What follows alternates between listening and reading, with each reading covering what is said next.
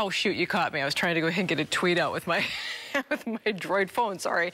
The Star Tribune launched a redesigned website this week, and not to be outdone, the Pioneer Press shrunk its print type size.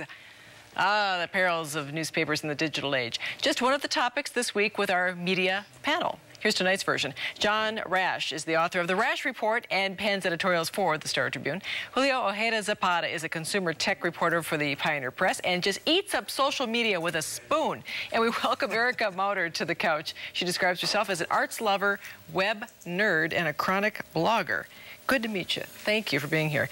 John Rash, I haven't seen you in I don't know how long, so thanks for being here. It's an honor to be here. Thanks for asking. What are you hearing about these Stribs redesign, their website redesign? I know you work for the Strib, so be careful here, but what are you hearing about it? Actually, remarkably positive results, and anyone who's been around the relaunch of a website knows how much of a challenge it is to do, and I have to give tremendous credit to my colleagues who, as you may imagine, were up almost all night before the night of the launch, but so far, no major bugs at all.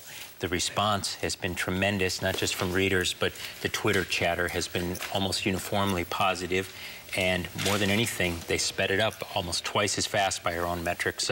So far, so good, and a lot of my colleagues are quite proud of it. Now, of course, you work for the competing newspaper. It is kind of a cleaner look, but what are you hearing? You know, I will grudgingly admit that the Star Tribune's redesign looks quite nice, but I'll have you know we're working on one of our own. Okay, good. Yeah. Good. Erica, what are you hearing, too? Pretty much the same. It's a lot cleaner, a lot easier to follow. You're not assaulted by elements left and right.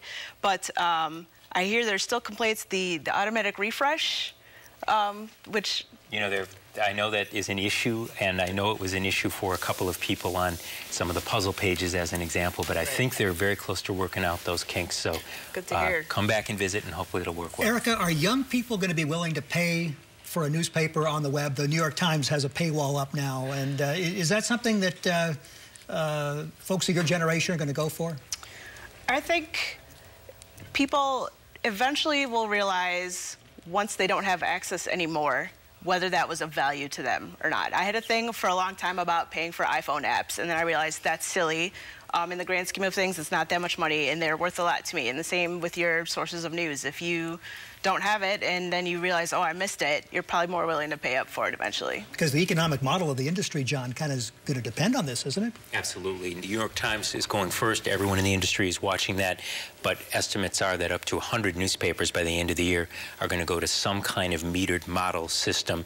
And more than anything, you look at the international interest that's going on with the Pan-Arabic uprisings and the disaster in Japan and now the royal wedding. It's tremendously expensive to do this international news gathering, and it's important to pay for it. So this is an attempt to try to get some revenue where a lot of the readership is going, which is online. Do you guys plan on going? Would I have to pay for content on the Pioneer Press website somewhere along the line? I'm not privy to any plans, but the newspaper industry in general is sort of trying to figure out how this is going to work. The New York Times has a paywall. You can get some free content, sure, but after a certain point you have to pay. There's the reader, the daily, and so forth. So this is all getting sorted out. Eventually they'll figure it out. By the way, let's talk a little bit about other media news before we go into depth into some other sources of media that I want to ask you about, specifically, Erica. Katie Couric?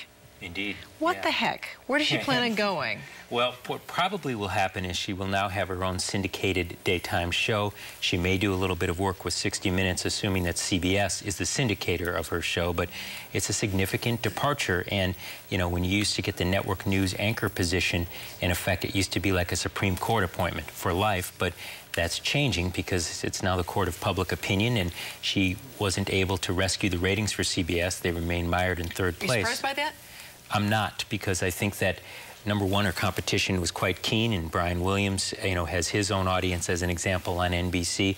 And I think part of the challenge actually was when she began this public dialogue about her future, to the degree that she sent a signal to her viewers that she herself might not be committed. You're asking people to commit to the newscast. I don't think that was wise to play it out that way. Is the royal wedding going to be big on new media? I mean, is it going to be a touchstone event that Twitter and everything is going to revolve around? Yeah, Twitter's going to go nuts over that. It's really going to be huge. The first royal wedding of the social media age. Yeah, definitely count on it. Yeah. And well, Do you care about blogging about that kind of stuff, or not really? Not me. No, I didn't think so. I'm sure somebody does, but I won't be that one. Twin Cities Daily Planet. By the way, congratulations to them for winning the Pre-Mac for a really good piece about the U of M documentary, kind of misstep there with the Mississippi River documentary. Let's talk a little bit about crowdfunding, this specific story that we're going to be talking about here, Erica. Can you talk about that a little bit? Right. So Sheila Regan does a lot of reporting for the Daily Planet as well as other outlets around town. She has been following a story about Don Allen, who is a longtime Minneapolis political activist, and most notably a very loud critic of Minneapolis public schools. And he recently was awarded a contract by Minneapolis Public Schools to do promotion and PR. So that sounds like an interesting sort of 180. And so she's doing some looking into how that contract came to be. Don Allen doesn't seem to like that she's looking into that and has threatened to sue. He's also threatened to sue a reporter at the Star Tribune for reporting on similar issues. So the Daily Planet has used this mechanism called Spot Us to crowdsource other stories in the past. So they are depending on the kindness of interested parties to help fund reporting on this issue. Where's that going, John Rash, when it comes to crowdsourcing and crowdfunding? It can certainly be important, both aspects of it, and there are a lot of reporters from all sorts of publications, from Twin Cities Daily Planet to the New York Times, who try to crowdsource, especially trying to get to people who normally wouldn't be contacted by journalists, and it can be remarkably effective. Of course, there are traditional methods as well, and most reporters will use both of them, but I think it's just another toolkit for journalists, and it can be used quite wisely. Say, Julio, Paul Hayden on Twitter wants to know, what's the future of printed media? Well, most media don't seem to disappear when new are introduced. Sorry, this is off of Twitter. What's the future of the printed media?